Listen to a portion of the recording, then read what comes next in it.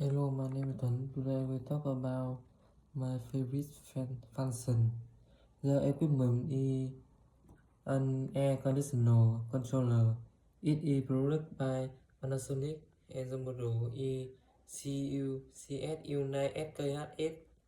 The device is small in size, white in color, and it is made of aluminum.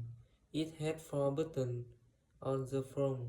The first button is used to turn on or turn off the air conditioner. The second button is used to decrease the temperature. The third button is used to increase the temperature. The fourth button is used to open the menu to choose temperature setting. The screen shows the room temperature so that you can easily control the air conditioner. That's all. Thank you.